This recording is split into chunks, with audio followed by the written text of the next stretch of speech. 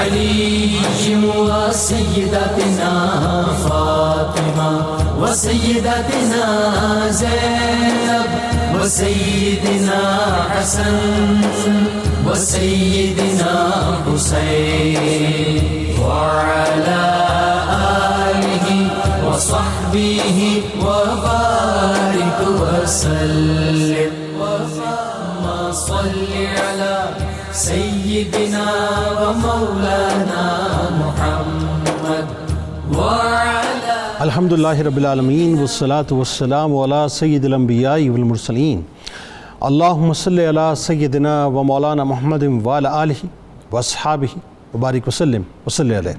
دنیا کے تمام دیکھنے والوں کو، تمام چاہنے والوں، تمام پیار کرنے والوں، اور جہاں جہاں تک اس وقت میری آواز کو سنا اور مجھے دیکھا جا رہا ہے، جنید اقبال کی جانب سے انتہائی محبت کے ساتھ السلام علیکم۔ ایک بار پھر ناظرین، آپ کو میں پر نور صبح میں صبح نور کے ساتھ دل کی گہرائیوں سے خوش آمدید کہتا ہوں، اور آئیے بلا توقف چلتے ہیں حضرت ابو انیس محمد برکت علی علیہ رحمہ کی تعلیف اسماء النبی کریم صلی اللہ علیہ وآلہ وسلم سے رسول اللہ صلی اللہ علیہ وآلہ وسلم کا ایک اسم مبارک پڑھنے اور سننے کی سعادت حاصل کرتے ہیں۔ سیدنا المزمل صلی اللہ علیہ وآلہ وسلم، ہمارے سردار کالی کملی والے، درود و سلام بھیجے اللہ آپ صلی اللہ علیہ وآلہ وسلم پر، آپ صلی اللہ علیہ وآلہ وسلم کے آل پاک پر اور صحابہ کرام رضوان اللہ تعالیٰ علیہم اجمعین پر۔ حضرت اسامہ بن زید رضی اللہ تعالیٰ عنہما بیان کرتے ہیں کہ ایک مرتبہ میں کسی کام کی غرض سے حضور نبی کریم صلی اللہ علیہ وآلہ وسلم کی بارگاہ اقدس میں حاضر ہوا تو آپ صلی اللہ علیہ وآلہ وسلم اپنے کاشانہ اقدس سے باہر تشریف لائے۔ اس وقت آپ صلی اللہ علیہ وآلہ وسلم نے ایک چادر مبارک لپیٹی ہوئی تھی۔ اس چادر مبارک میں حسنین کریمین طیبین طاہرین موجود تھے۔ آپ صلی اللہ علیہ وآلہ وسلم نے فرمایا کہ یہ دونوں میرے بیٹے ہیں، میں ان دونوں شہزادوں سے پیار کرتا ہوں۔ ناظرین کرام، آج پروگرام کے پہلے حصے میں شہادت شہزادگان حضرت مسلم بن عقیل علیہ السلام یعنی حضرت محمد حضرت ابراہیم علیہ السلام کی شہادت کا تذکرہ پاک ہوگا، اور دوسرے حصے میں انشاءاللہ حضرت ابو موسیٰ اشعری رضی اللہ تعالیٰ عنہ کا تذکرہ پاک ہوگا۔ بات یہ ناظرین کی حقیقت یہ ہے کہ قضاء و قدر کے فیصلوں کو انسانی تدبیر بدل نہیں سکتی، یہ طے شدہ بات ہے۔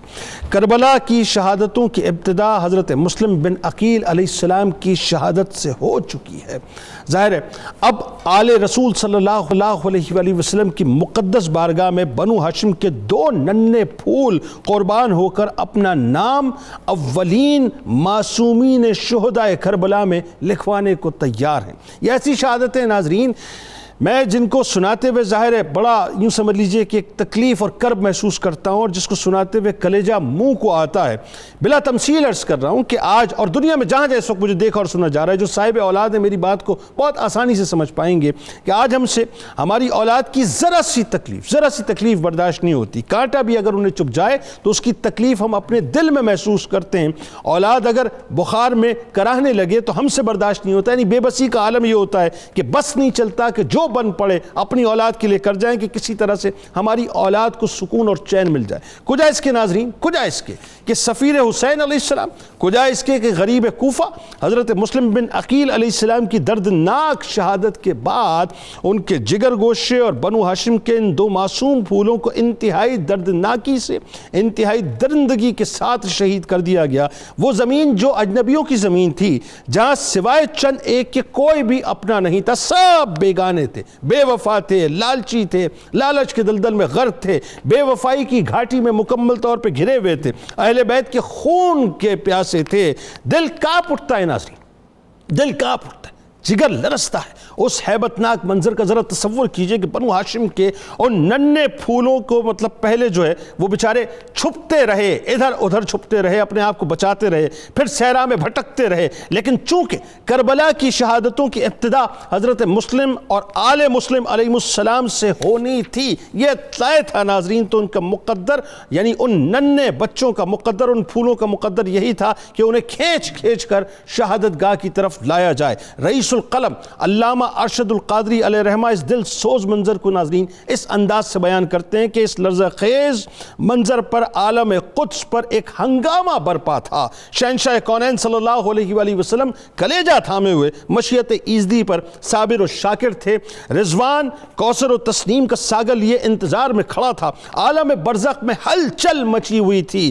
ملکوت اعلیٰ پر سکوت طاری تھا کہ ایک بجلی چمکی، ستارہ ٹوٹا اور فضا میں وہ ننھی چیخیں بلند ہوئیں۔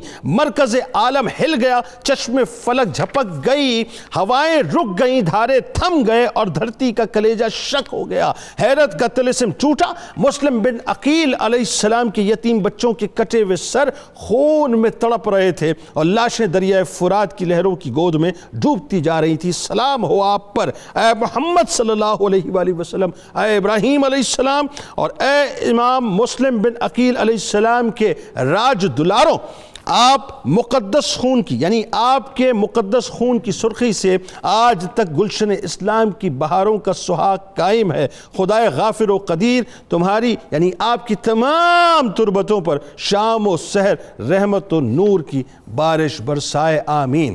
اور دوسرے حصے میں ناظرین انشاءاللہ پروگرام کے دوسرے حصے میں جلیل القدر صحابی رسول حضرت ابو موسیٰ اشعری رضی اللہ تعالی عنہ کی بارگاہ میں ہدیہ تہنیت پیش کریں گے، جو علیہ السلام کو بے انتہا محبوب تھے، جن اشعریوں کے بارے میں سرکار علیہ السلام کا یہ فرمان ہے کہ وہ مجھ سے ہیں اور میں ان سے ہوں۔ اللہم صلی علی سیدنا و مولانا محمد وعلی سیدنا علی و سیدتنا فاطمہ و سیدتنا زینب و سیدنا حسن و سیدنا حسین وعلى آله وصحبه وبارك وسلم اللهم صل على سيدنا ومولانا محمد وعلى سيدنا علي وسيدتنا فاطمة وسيدتنا زينب وسيدنا حسن وسيدنا حسين وعلى آله وصحبه وبارك وسلم۔ آغاز کرتے ہیں آپ سے گھرانہ عقیل رضی اللہ تعالیٰ عنہ کی قربانی، کربلا کی ابتداء۔ ڈاکٹر صاحب آغاز کیجیے۔ بسم اللہ الرحمن الرحیم۔ جنید بھائی، حضرت سیدنا عقیل بن ابی طالب سلام اللہ علیہما، اگر ہم اس قربانی کو دیکھیں تو یہ سارا اس تربیت کا فیضان نظر آتا ہے جو حضرت سیدنا ابو طالب علیہ السلام نے اپنے خاندان کی، اپنے اولاد کے، اپنے بیٹوں کی فرمائی ہے۔ جی۔ اور کربلا میں شہید ہونے والے جتنے بھی اہل بیت اطہار کے افراد ہیں، یا تو وہ پوتے ہیں حضرت سیدنا ابو طالب علیہ السلام کے، یا پڑپوتے ہیں، یعنی پورا خاندان آپ کا ہی وہیں قربان جناب ابو طالب علیہ السلام، بالکل۔ اور یہ سلسلہ قربانی کا اور یہ تربیت کیسے ہوئی؟ یہ شیب ابی طالب سے تربیت ہوتی ہے، اور 3 سال جو شیب ابی طالب میں میرے آقا صلی اللہ علیہ وسلم نے وہاں گزارے ہیں، اور 3 سال کی تقریباً 1000 راتیں بنتی ہیں۔ وہ 1000 راتوں میں مولا کائنات ارشاد فرماتے ہیں ایک رات بھی ایسی نہیں گزری کہ رات کو سونے کے لیے تو میرے آقا بستر پہ لیٹتے تھے، لیکن جب آدھی رات ہوتی تھی تو ابا حضور مجھے اٹھا کے لٹا دیتے تھے، تاکہ اگر کوئی حملہ کرے تو علی قربان ہو جائے، محمد الرسول اللہ صلی اللہ علیہ وسلم۔ تو یہ اہل بیت اطہار کی ساری قربانی، آل محمد کی ساری قربانی دین اسلام کو بچانے کے لیے یہ چیز واضح ہونی چاہیے۔ اور حضرت عقیل علیہ السلام کو میرے آقا صلی اللہ علیہ وسلم نے ایک دن ارشاد فرمایا کہ عقیل انی احبک حبین، کہ میں 2 وجوہ سے تجھ سے محبت کرتا ہوں، 2 وجوہات ہیں جن سے میں تجھ سے محبت کرتا ہوں۔ حبن لک، ایک تو تو میرا چچا زاد ہے اس لیے میں تو اسے محبت کرتا ہوں، دوسرا وہ حبن من حب امی ایاکا، میرے چچا حضرت ابو طالب بھی تو اسے محبت کرتے تھے، اس محبت کی وجہ سے میں تو اسے محبت کرتا ہوں۔ اب یہ وہی محبت کا فیضان ہے جو آپ کے چچا کفیل رسالت مآب علیہ السلام سے آگے چلا ہے۔ اور ایک دن میرے آقا نے حضرت علی کو، مولا کائنات کو، شیر خدا کو اور حضرت عقیل کو سامنے بٹھا کے کہا کہ ذرا عقیل کو دیکھو، میں اس سے اس لیے بھی محبت کرتا ہوں، ان والدہ لمقتول فی محبت والدک، جو آپ نے ابتدا میں کہا ہے نا کہ یہ تقدیر کے فیصلے ہیں اور علم مصطفیٰ میں تو پہلے سے ہیں۔ آپ نے مولا کائنات کو کہا کہ یہ عقیل کا بیٹا مسلم تیرے بیٹے حسین کی محبت میں دنیا سے رخصت ہوگا، شہید ہوگا، اور آپ نے سفارت کاری کا بھی حق ادا کیا، وفا کا بھی حق ادا کیا، جانثاری کا بھی حق ادا کیا۔ کتنے مواقع آئے، آپ نے کہا اہل بیت طہار کی تربیت یہ نہیں ہے کہ کسی کو پیچھے سے حملہ کیا جائے، آپ نے سامنے کھڑے ہو کے آپ نے اپنا دفاع بھی کیا ہے۔ اور پھر میرے آقا صلی اللہ علیہ وسلم نے ارشاد فرمایا جب مسلم کی شہادت ہوگی نا تو آپ نے کہا اس وقت کیفیت یہ ہوگی فَتَدْمَعُ عَلَيْهِ عُيُونُ الْمُؤْمِنِينَ کہ جو مومن ہیں ان کی آنکھیں تو آنسوں سے بھری ہوں گی، آنکھوں میں ان کے آنسو ہوں گے، وَتُصَلِّ عَلَيْهَا الْمَلَائِكَةُ الْمُقَرَّبِينَ اور جو اللہ کے مقرب ملائکہ ہیں وہ اس قربانی اور شہادت کو دیکھ کر ان پہ درود اور سلام بھیج۔ قصر عمارت کی چھت سے حضرت مسلم کو جب نیچے پھینکا گیا ہے اور آپ نے ایک لمحے کے لیے بھی کوئی شکوہ نہیں کیا، صبر جمیل کی داستان بن کے دکھایا ہے کہ صبر جمیل صرف کہنے کے لیے نہیں ہوتا، صبر جمیل یہ ہے کہ جس میں شکوہ صرف اللہ کی بارگاہ میں پیش کیا جاتا ہے۔ وہاں بھی شکوہ کہاں ہوتا ہے، وہاں بھی رضا اور تسلیم کی منزل ہوتی ہے۔ بات یہ ہے کہ وہ بھی یہ کہ رضا اور تسلیم کی ایسی منزل ہوتی ہے۔ آپ یہ دیکھیے کہ جاتے جاتے بھی آپ نے جس وقت آپ کو ظاہر ہے گورنر ہاؤس سے اوپر سے پھینکا گیا، علمان الحفیظ، میں آپ دیکھیے اس سے پہلے آپ وصیت کیا فرما رہے ہیں، اس وصیت میں ایک بات جو بڑی خاص ہے، ویسے تو ظاہر ہے قرض کے حوالے سے دیگر چیزیں، اس وقت بھی آپ کو امام علی مقام کی فکر تھی، اس وقت بھی آپ کو امام علی مقام امام حسین علیہ السلام کی فکر تھی، یہ دیکھیے، اور اس وقت آپ کو اپنے ننھے سے بچوں کی فکر نہیں تھی۔ میں اصل میں چاہتا ہوں اس منزل پہ لانا آپ کو کہ جہاں پہ آپ یہ بتائیے صاحب کہ اس وصیت میں یہ بھی تو ہو سکتا تھا کہ میرے دو بچے ہیں، پھول ہیں، محمد اور ابراہیم علیہ السلام، وہ یہی کوفے کی گلیوں میں ہیں، وہ قاضی شریح کے گھر میں موجود ہیں یا کسی اور جگہ موجود ہیں جس جگہ پہ رکھا گیا تھا، وہاں جا کے ان کو جو پہنچا دیں۔ نہیں، امام علی مقام کو آنے مت دینا۔ ذرا یہ بتائیے یہ کیا بات ہے جبکہ شہادت بچوں کی ہونے والی؟ اپنے بچوں کی عمر، ایک کی عمر 8 سال ہے، ایک کی 10 سال ہے، ان کی فکر نہیں ہے، امام علی مقام کی فکر ہے، کیونکہ وہ خون کا اثر ہے اور وہ تربیت ہے جو میرے آقا صلی اللہ علیہ وسلم کے فیضان سے آپ کو نصیب ہوئی۔ اب دیکھیے امام حسین نے بھی پورے خاندان میں سے بھی انتخاب امام مسلم بن عقیل کا کیا، کسی اور کا نہیں کیا، اپنا سفیر بنا کے بھیجا، انہوں نے سفارت کا حق ادا کیا۔ اب قربانی کا فلسفہ میں اہل جو اولاد والے ہیں نا، جن کے اولاد ہیں، ان کے لیے ایک جملہ یہ عرض کرنا چاہوں گا کہ ذرا سمجھیے قربانی کا فلسفہ بنیادی طور پہ اپنے ہاتھ سے اپنی اولاد کو ذبح کرنا ہے، لیکن قرآن عزیز کہتا ہے اللہ نے اپنی رحمت سے فدیے کے طور پہ یہ جانور عطا فرما دیا۔ اب جانور کی قربانی تو رہ گئی ہے اور اولاد کی قربانی ہم بھول گئے ہیں، لیکن اس قربانی کا حق جس کا آغاز مینا سے حضرت ابراہیم نے کیا، کربلا میں حضرت امام حسین نے علی اصغر تک کو قربان کر کے بتایا ہے کہ قربانی جو اہل بیت نے دی اب صبح قیامت بالکل دین کو زندہ رکھے۔ یہ ایکسٹینشن ہے، ظاہر ایکسٹینشن حضرت اسماعیل علیہ السلام کی قربانی کی، یہ ایکسٹینشن ہے۔ حضرت ابراہیم علیہ السلام نے جو اپنے بیٹے کو پیش کیا اللہ کی بارگاہ میں، اور اس ایکسٹینشن میں یوں کہہ لیجئے کہ اپنا کربلا کی ابتدا جو ہے وہ مسلم بن عقیل علیہ السلام کی شہادت، اور پھر اس کے بعد آپ کے ننھے پھول حضرت محمد ابراہیم علیہ السلام۔ اب ذرا ان پہ بات ہونی چاہیے کہ ان کی شہادت نے ایک بات اور بھی ہے کہ محبین کو اور مخالفین کو اور منافقین کو ایکسپوز کر کے رکھ دیا کہ جو محبان اہل بیت تھے وہ بھی سامنے آ گئے اور جو کوفی لا یوفی تھے وہ بھی مکمل طور پہ چہرے بے نقاب ہو گئے۔ بتائیے ذرا۔ بالکل جنید صاحب، یہ جو شہادت ہے اتنی دردناک ایک منظر ہے اور ہماری تاریخ کا ایک دردناک باب ہے، اس کا ایک یہ پہلو بھی ہے جس طرف آپ نے اشارہ کیا۔ تو جنید صاحب ہوا یہ کہ جس وقت خلافت راشدہ کا زمانہ ختم ہوا، ہم دیکھتے ہیں کہ بتدریج جو مسلم سوسائٹی تھی وہ پھر جاہلیت کی طرف اس نے لوٹنا شروع کر دیا تھا۔ وجہ یہ ہوئی کہ ایکسپینشن تو بہت زیادہ ہو گئی، بہت زیادہ علاقے زیر نگیں آ گئے، اقتدار اسلامی جو ریاست تھی اس کا بہت علاقوں تک پھیل گیا، لیکن جس طرح لوگوں کا اور ہر علاقے کے عوام کا دین کے اندر رسوخ پا جانا تھا، ظاہر اس کا ابھی کمی موجود تھی۔ اچھا، اب جب اقتدار بھی ایسے لوگوں کے ہاتھ میں آ گیا جن لوگوں کی پرائرٹیز بالکل مختلف تھیں، جو خلافت راشدہ کی پرائرٹیز تھیں، جو دور نبوت صلی اللہ علیہ وسلم میں جو معیار سیٹ کیے گئے تھے، آپ صلی اللہ علیہ وسلم نے جو معیار قائم فرمائے تھے امت کے لیے، وہ معیارات ان کی پرائرٹیز نہیں تھیں۔ تو اب کیا ہوا؟ اب سوسائٹی ڈی ٹریک ہونے لگی۔ یزید سے ہی ہم دیکھ رہے ہیں، اب اس کو راستے پہ کون لاتا؟ اللہ، یعنی اتنے بڑے مسائل پیدا ہو گئے تھے۔ اب یہ دیکھیں، پہلی بات یہ ہے کہ اس سوسائٹی کو اگر آپ سوشیالوجی کی اٹھا کے دیکھیں تو وہاں پہ آپ کو اتنا زیادہ انحراف نظر آئے گا بنیادی اسلام کی تعلیمات سے، اسلام کی اقدار سے، کہ آپ تصور نہیں کر سکتے کہ اس ماسٹر جا کدھر رہا ہے. اللہ، یہی تو سبب ہے کہ صحابہ کرام خود رویا کرتے تھے اس بات پہ، یہ تمہارے پاس جو مال و دنیا کی کثرت آ رہی ہے، ہمارے زمانے میں تو یہ نہیں تھی. ہم تو یہ ڈرتے ہیں تمہارے دین کا کیا بنے گا. اللہ. دوسری بات کیا تھی؟ سیاسی مفادات دینی ضرورتوں پہ غالب آ رہے تھے، اور سارے فیصلے پولیٹیکل ایمبیشنز کے تحت ہو رہے تھے. بالکل ایسے. دین پس منظر میں جا رہا تھا. بالکل ایسے. اور یہ اس حد تک کہ آپ دیکھیں اتنی بھی تو ضرورت لوگوں کی ہوگی کہ جھوٹے نبی کھڑے ہونے شروع ہو گئے. اب اتنے بڑے فتنوں کے آگے کیسے بند باندھنا تھا؟ اللہ. وہ بند کوئی بہت بڑی قربانی، کوئی بہت بڑی جدوجہدی باندھ سکتی تھی. وہ بند آل بیت اطہار نے باندھا. اللہ. اب یہ دیکھیں کہ آل بیت اطہار شعوری طور پہ کتنے بالیدہ تھے. جب امام پاک سیدنا علی مرتضیٰ کا خلافت کا زمانہ تھا، کیا وہ سارے زمانے میں حسنین کی رمیان سیدنا علی مرتضیٰ کے ساتھ نہیں تھے کوفہ؟ بالکل ٹھیک ہے.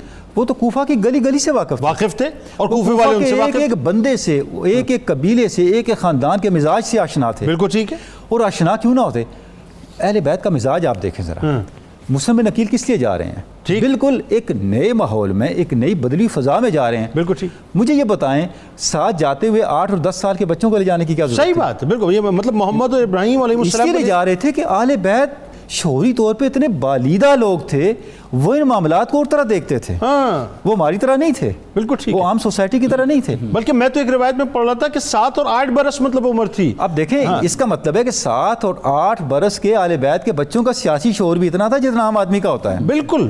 تو کیا امام پاک کو پتہ نہیں تھا کوفہ کا کیا ماحول ہے؟ جی بالکل. کوفہ والوں کے خطوں پہ جا رہے تھے. بالکل ٹھیک. ان کو سارا پتہ تھا. اللہ. مسئلہ یہ تھا کہ اگر امام پاک بھی اب سٹینڈ نہ لیتے اور اس گمراہی کے سیلاب کے آگے بند نہ باندھتے، مجھے بتائیں آج دین کا کیا حال ہوتا ہے. اللہ. یہ جو لفظ آپ نے ساتھ فرمایا نا کہ مسلم بن عقیل کے شہزادوں کی شہادت سے منافقین کی اور مخالفین کی اور محبین کی ایک سیگریگیشن ہوگی، بات اس سے بڑھ کے تھی. بات کیا تھی؟ بات یہ تھی کہ گمراہی اور حق کا راستہ متعین ہوا. حق اور باطل آپ نے بتایا اس معاشرے کو آپ کہاں کھڑے ہیں. مجھے بتائیں پوری سوسائٹی جس کے ہزاروں لوگوں نے بیعت کر لی مسلم بن عقیل کی اور ود ان آورز وہ بدل گئے. اللہ. یہ تو سوسائٹی کا حال تھا. اللہ. یہ تو ان کی پولیٹیکل انٹیگریٹی تھی.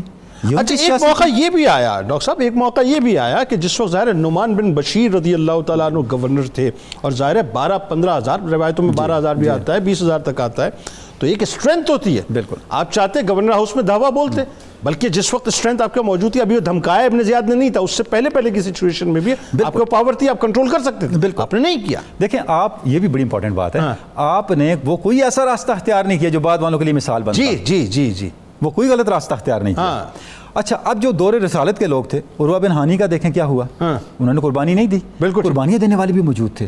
لیکن ان کی مثال اس معاشرے میں ایسی تھی جس طرح آٹے میں نمک ہوتا ہے. اچھا یہ وہی بات ہے کہ ہانی بن عروہ رضی اللہ تعالیٰ عنہ کے سر پہ شہادت کا تاج سجنا تھا. محبان اہل بیت میں ان کا نام رہتی دنیا تک. وہ جو تھے وہ آپ صلی اللہ علیہ وسلم کی صحبت کا جو فیض تھا، تربیت کا فیض تھا، وہ اس کو لے کے چل رہے تھے. بالکل. وہ اس کے نمائندہ تھے. بالکل ٹھیک. اب پوری سوسائٹی کو وہاں کھڑا ہونا چاہیے تھا. بالکل ٹھیک. سوسائٹی کھڑی نہیں ہوئی. لیکن سوسائٹی نے غداری کی، لیکن اس غداری کے اوپر جو آل بیت کا رد عمل تھا، اس نے قیامت تک کے مسلمانوں کو، امت مسلمہ کو حق پہ کھڑے ہونے کی جرت دے دی. بالکل. اچھا اب اس میں ذرا پروفیسر صاحب اب آتے ہیں ذرا شہادت کی طرف. ظاہر ہے میں بڑی ایسی دردناک اور کربناک شہادت ہے کہ میں تو سچی بات ہے ہماری تو اوقات کیا ہے، ہمارے وجود ہماری اوقات کیا ہے صاحب، لیکن جب ہم اپنے بچوں کو بلا تمثیل عرض کر رہا ہوں دیکھتے ہیں اور ایک ذرا سی تکلیف ہو جائے تو ہم ہل کے رہ جاتے ہیں.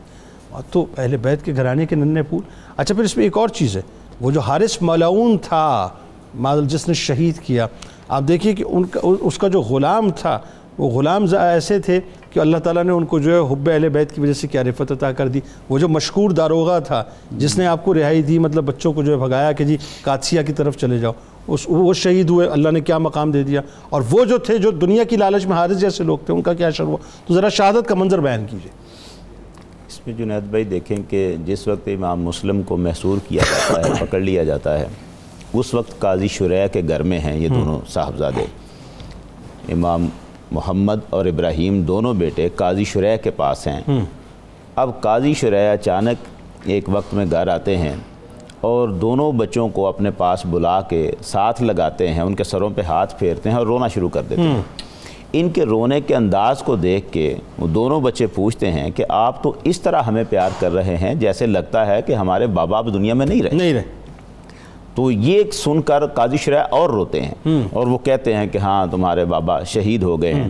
اب وہ ظاہر ہے اس پر اب ان دونوں بچوں کے پاس اور اپنے بابا کے علاوہ تو یہاں کوئی اور پرسان حال تھا بھی نہیں، کوئی عزیز نہیں، کوئی رشتہ دار نہیں. اور پھر اسی کے بعد خواب بھی دیکھا دونوں نے، وہ بھی ذرا بیان کر دیجیے. وہ ذرا آگے آئے گا تھوڑا. اب قاضی شریح رات کے وقت جو ان کا بیٹا ہے اسد، قاضی شریح اسد کو کہتے ہیں کہ یہ باب العراقین سے ایک قافلہ مدینہ کی طرف جا رہا ہے، تو ان دونوں بچوں کو اس قافلے کے ساتھ روانہ کر دو تاکہ یہ باحفاظت مدینہ پہنچ جائیں. بیٹا اسد لے کے ان دونوں بچوں کو باب العراقین پہنچتا ہے. جس وقت وہاں پہنچتا ہے تو وہ قافلہ جا چکا ہے. اب جب قافلہ جا چکا ہے تو یہاں سے بچوں کو وہ چھوڑتا کہتا ہے آؤ میرے ساتھ، رستے میں لے کے جاتا ہے. دور سے گرد اڑتی ہوئی نظر آتی ہے، کہتا ہے وہ کارواں بھی دور نہیں گیا، گرد اڑ رہی ہے، تم دوڑ کے اس کے ساتھ مل جاؤ گے، پھر آگے چلے جانا. خود واپس پلٹ جاتا ہے. یہ بچے تھوڑا چلتے ہیں، کارواں کی گرد غائب ہو جاتی ہے اور اس کے بعد کوئی نہ کارواں نہ گرد. دونوں بچے وہاں پریشان ہیں کہ یہ کیا ہوا. سارا وہاں پر وہ بیٹھے رہتے ہیں، اب ایک دوسرے سے گلے مل کے روتے ہیں اور پکڑتے ہیں. لیکن جب دوسری طرف ابن زیاد کہتا ہے، اپنے ہرکارے دوڑاتا ہے کہ دیکھو، اس کو پتہ چلتا ہے کہ مسلم کے ساتھ اس کے بچے بھی تھے. کہاں ہیں وہ بچے؟ ان کو ڈھونڈا جائے، جو ان کو تلاش کر کے لائے گا انعام کا لالچ دیتا ہے. لوگ سپاہی دوڑتے ہیں اور دونوں بچوں کو پکڑ لاتے ہیں. اب ان دونوں بچوں کو جب پکڑ کے لایا جاتا ہے، گرفتار کر کے قید میں جیل میں رکھ دیا جاتا ہے. دو چھوٹے بچے 8 اور 10 سال کا، ان کو جیل میں رکھا جاتا ہے. یہ وہ لوگ ہیں جو اپنے آپ کو مومنین کہہ رہے ہیں. اب وہ جیل میں بند کر دیا ہے. مشکور جو جیل سپرڈنٹ ہے وہ محب اہل بیت.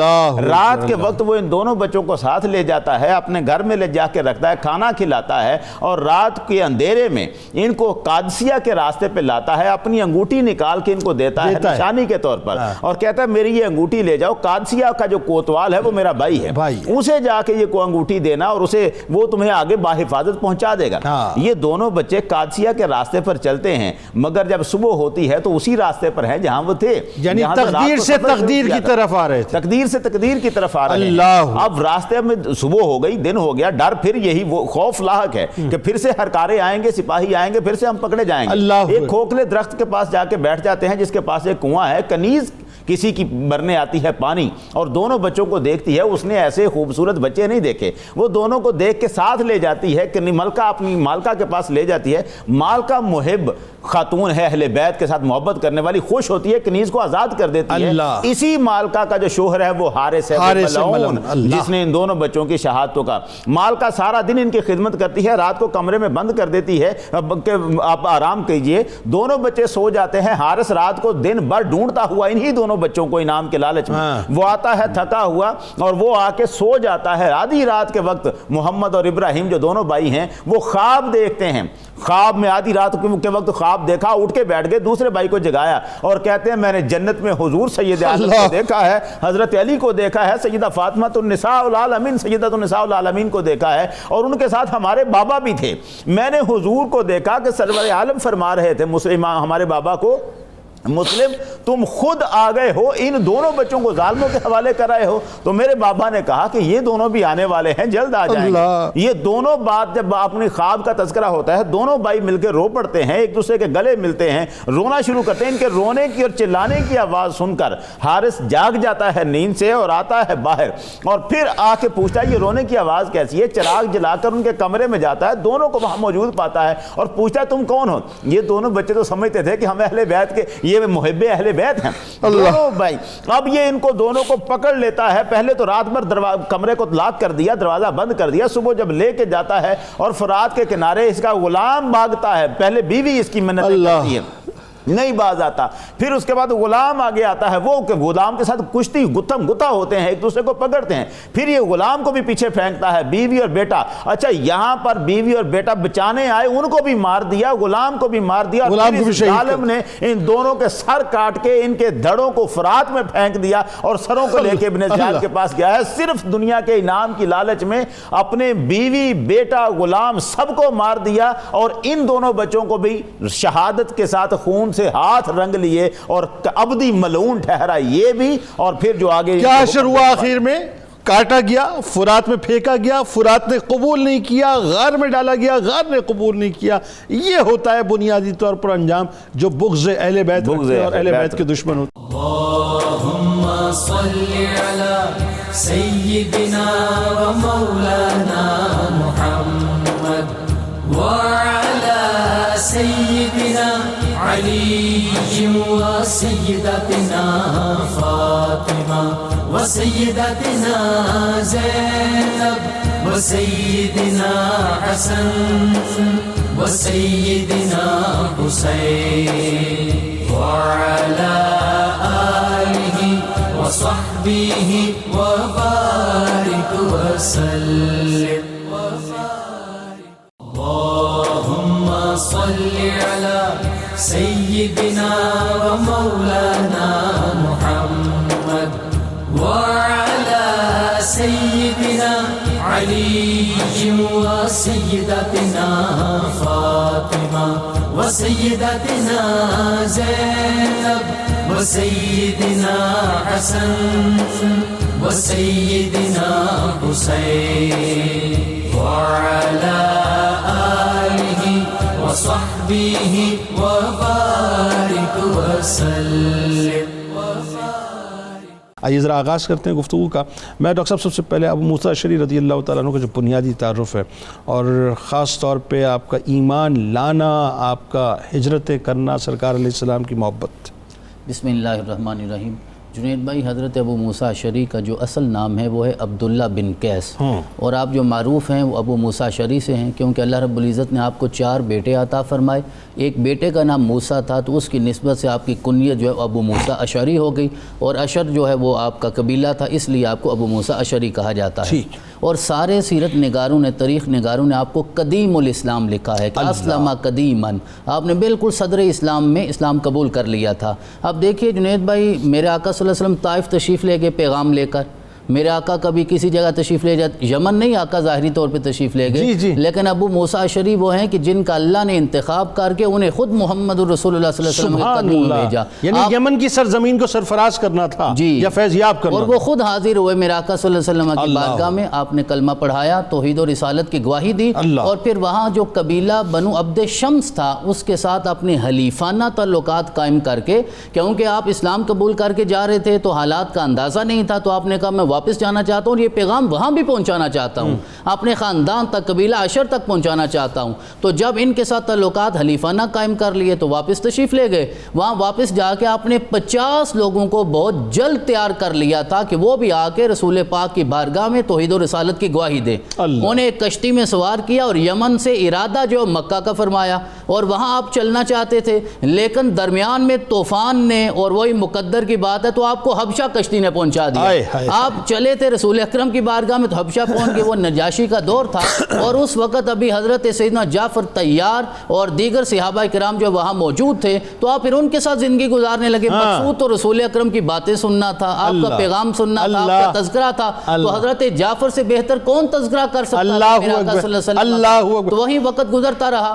اور سورہ مریم، میرا خیال ہے سورہ مریم جو ہے وہاں پیش کی تھی. جی ہاں، اور سورہ طٰہٰ اور مریم. اور پھر جب وہ واپس وہاں سے چلے تو حضرت جعفر طیار نے جب ارادہ کیا تو اس وقت میرے آقا مدینہ تشریف لا چکے تھے, اور وہ انہوں نے جب ارادہ کیا تو حضرت ابو موسیٰ اشعری اور آپ کا سارا خاندان بھی ان کے ساتھ ہو گیا. اور جب یہ پہنچے مدینہ منورہ میں تو اس وقت میرے آقا خیبر فتح کر کے واپس تشریف لا رہے تھے, تو رستے کے دوران ملاقات ہوئی. آپ دیکھیں وہ خیبر میں شریک نہیں ہوئے, اور میرے آقا کتنی محبت کرتے ہیں کہ آپ نے ابو موسیٰ اشعری کو خیبر کی فتح سے مال غنیمت بھی عطا فرمایا. اور میرے آقا, اور جو آپ نے انٹرو میں کہا کہ میرے آقا صلی اللہ علیہ وسلم ارشاد فرمایا کرتے تھے کہ یہ قبیلہ اشعری مجھ سے ہے اور میں ان سے ہوں, میں ان سے اتنی محبت کرتا ہوں. ایک دن کسی صحابی نے عرض کیا آقا اس محبت کی آخر وجہ کیا ہے؟ تو آپ نے فرمایا ان کے اندر ایک وصف ایسا ہے بڑی محبت کرتا ہوں, اور وہ وصف یہ ہے کہ ان کے اندر ایثار قربانی کا جذبہ ایسا ہے کہ جب یہ کسی سفر میں سارے جا رہے ہوتے ہیں, قافلہ ہوتا ہے, اور جب سفر کرتے کرتے لوگوں کے پاس زیادہ راہ کم ہو جاتا ہے تو ان کا امیر یہ فیصلہ کرتا ہے سارے جمع ہو جاؤ,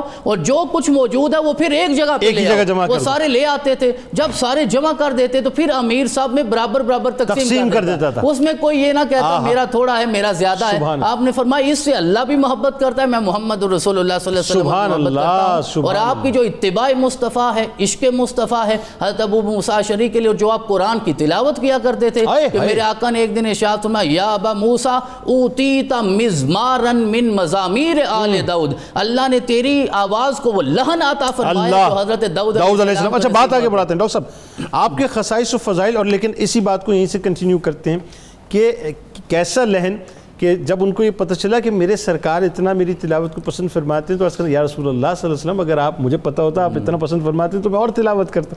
حضرت عمر فاروق رضی اللہ تعالیٰ عنہ خاص طور پہ گزارش کرتے تھے کہ آپ قرآن سنائیں, ہم سننا چاہتے ہیں.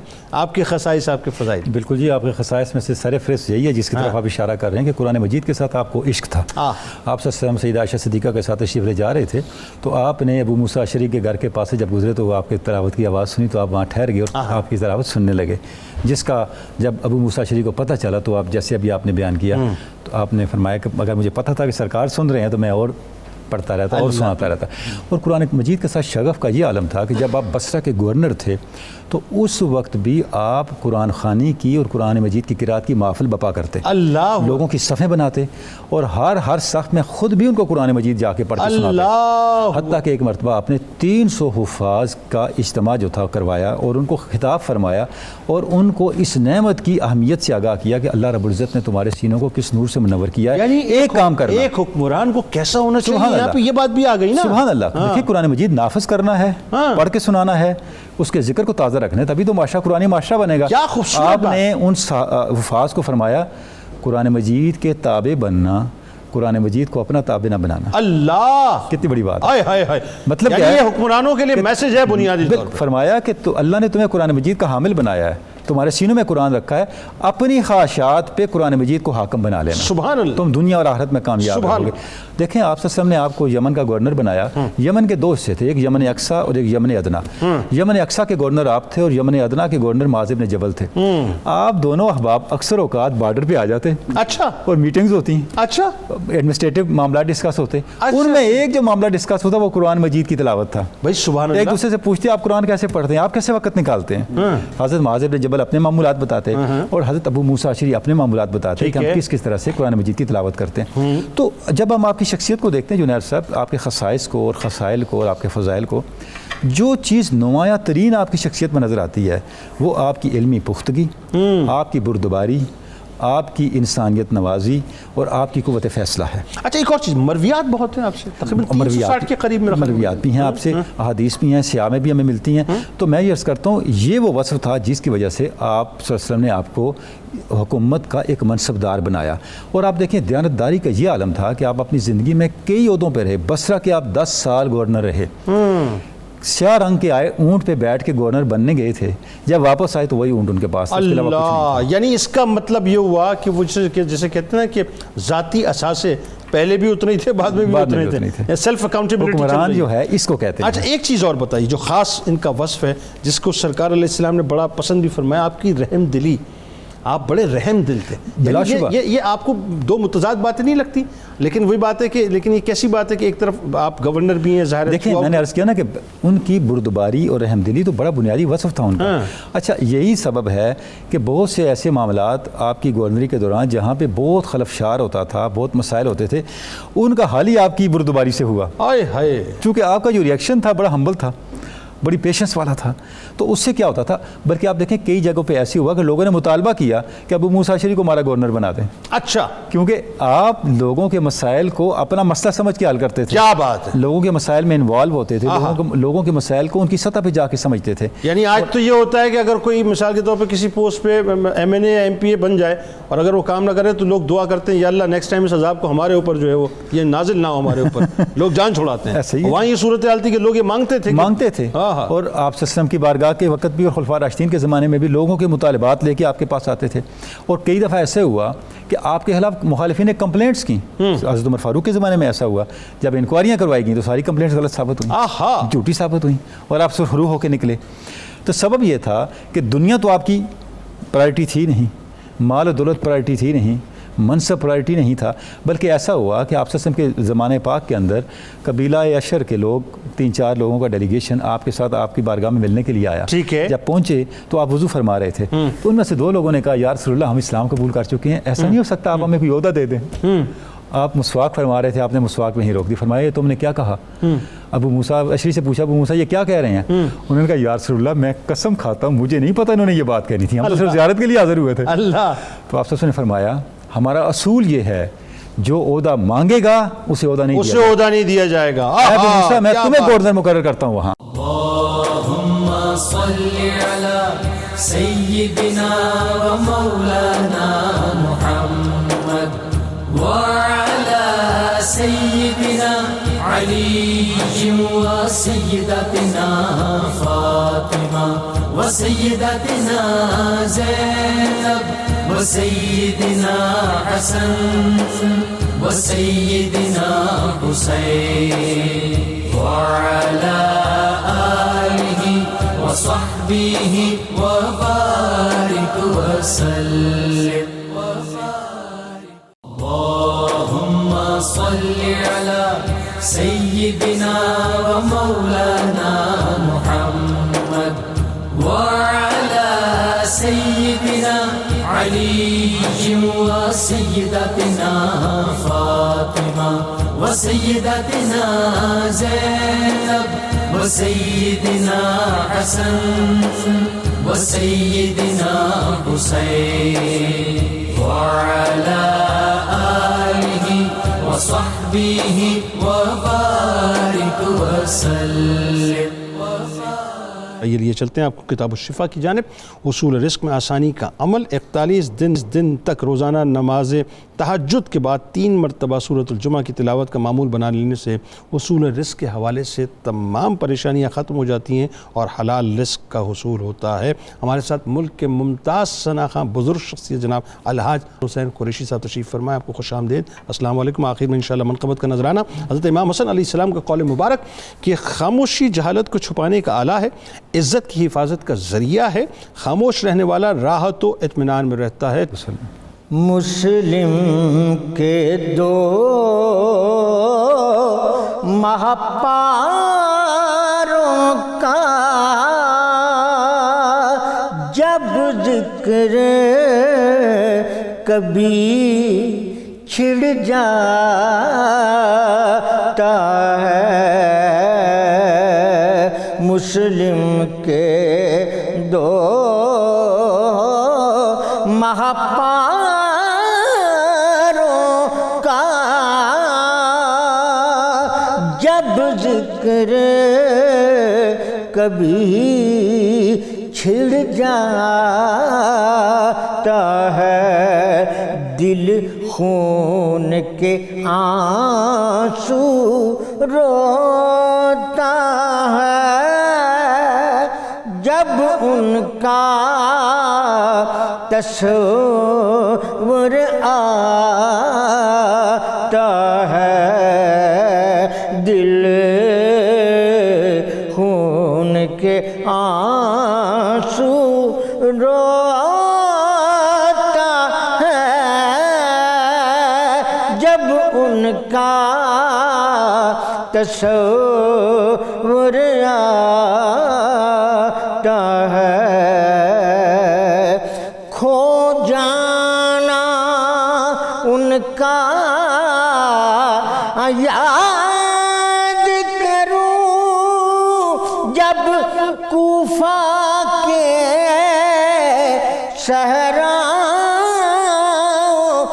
میں، جب کوفہ کے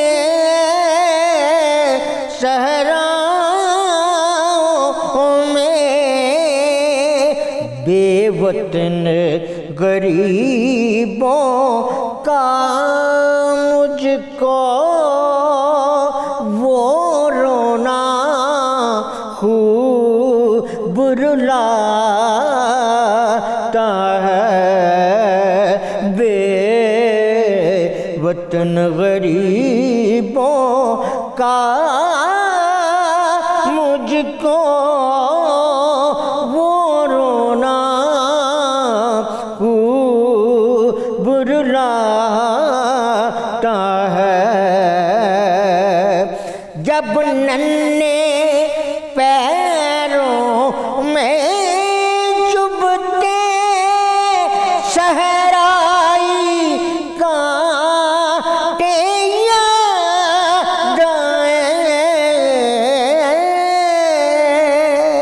جب ننھے پیروں میں چبھتے صحرائی کانٹے یاد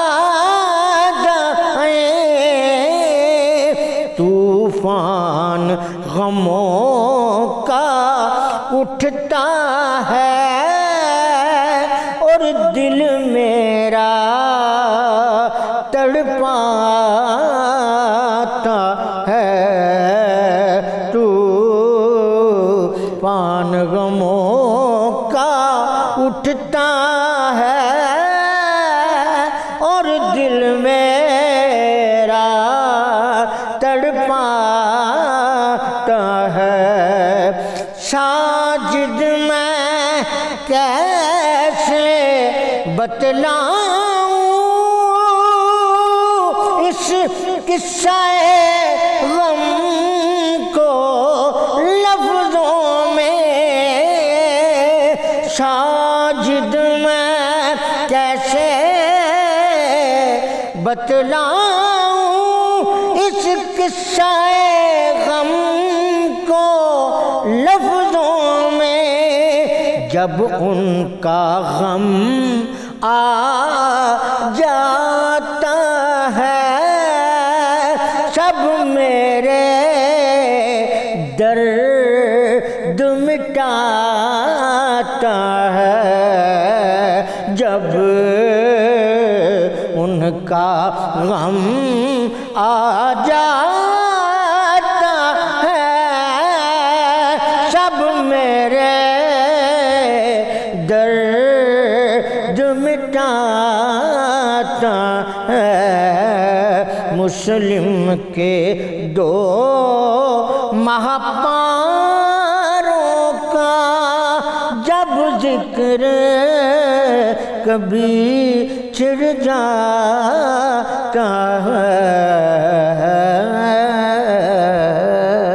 اللهم صل على سيدنا ومولانا محمد وعلى سيدنا علي وسيدتنا فاطمة وسيدتنا زينب وسيدنا حسن وسيدنا حسين وعلى آله وصحبه وبارك وسلم